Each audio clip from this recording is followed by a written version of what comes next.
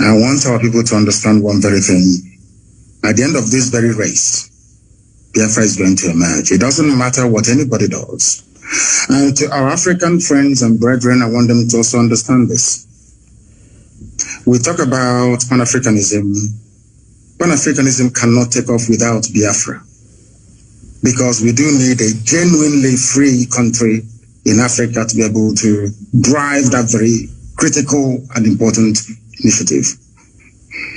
We are seeking to build a country that God Almighty in heaven will be very proud of. And though the Janjaweed, the Fulani Caliphate, have sent their armies of conquest into our land, that this very day, we don't even know if those who are killing us are doing so on behalf of the Nigerian state or they're doing it on behalf of the Islamic Caliphate.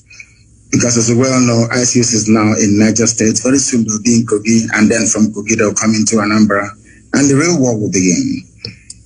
Remember, very many years ago, I told you one very critical point for you to bear in mind at all times. So basically to guide you in all your deliberations and your thinking about Biafra. They are going to kill us. That is true. But that is not going to stop Biafra from coming. We are going to do all we can to defend our land and to defend our people. The whole world may appear to be against us, but we have done nothing wrong. That is the most frightening thing about this whole thing. If you ask the world, what did Biafra do wrong to you? Nobody can tell. Nobody can actually explain to you properly. Because they want a world where very illiterate nomadic set of people will be in charge of governance, where you have refineries and they're no longer working, where you produce oil and gas but still import kerosene and fuel for your cars, where they want to impoverish the people. For those who may not be acquainted, or should I say familiar with the book that one of our very good friends wrote in years gone by, Walter Rodney. He was at Dar es Salaam University where he was assassinated by the CIA very many years ago. Walter Rodney wrote a very compelling book called How Europe Underdeveloped Africa. What we are witnessing today is precisely what he was trying to explain to us. If you allow yourselves to be taken over by greed, by self-preservation and the trappings that you find in North America and in Europe and in Far East Asia, you will never ever develop your land. We are fighting for Biafra that we may restore our lost dignity. We are fighting for Biafra that black people all over the world may be set free at last. We are fighting for Biafra not that we may have or commence the building of a large empire, not at all. We are asking for a Biafra where we can live and die with a semblance of dignity. Because right now people are dying, but there isn't any dignity. We must stand very tall and very strong, resist our enemies. That thing that we are thinking now that is impossible to accomplish very soon, you will say it. We must remain resilient. We must remain devoted. We must remain unflappable. We are not going to retreat, not one iota.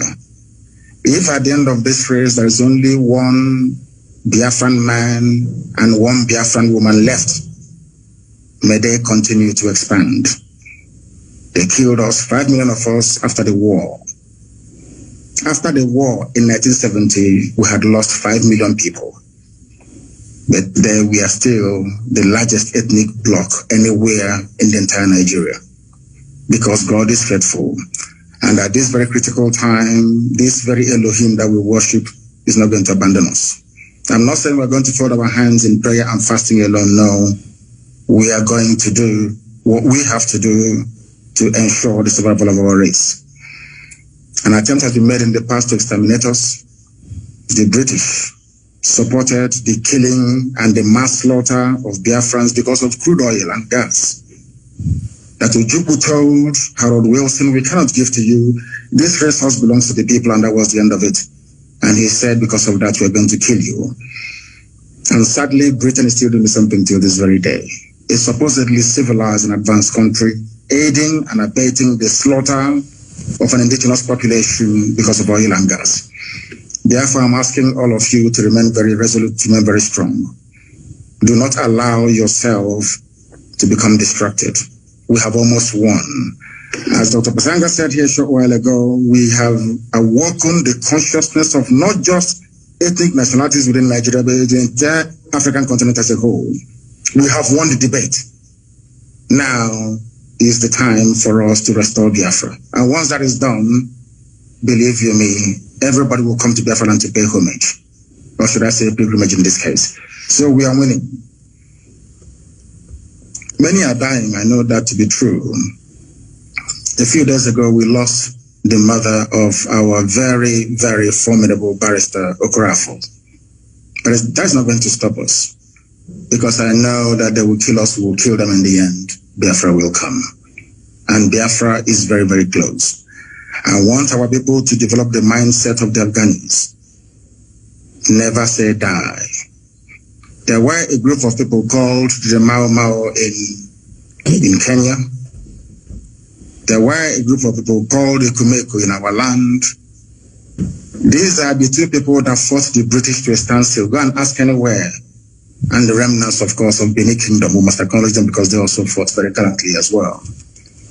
We did not fight because we didn't like the Bible that the white man brought to us or the whiskey that accompanied it. We fought because we are free people. The time has come for us to restore the kingdom of heaven upon the face of this earth. The time has come for Biafra to be reestablished. The time has come for Black Africa to be free. The time has come for every Black person, regardless of where you are in the world, to stand tall and to say, I am an African. Remain very strong, remain very resolute, and may Chukwu Kikabiyama be with you all. Thank you.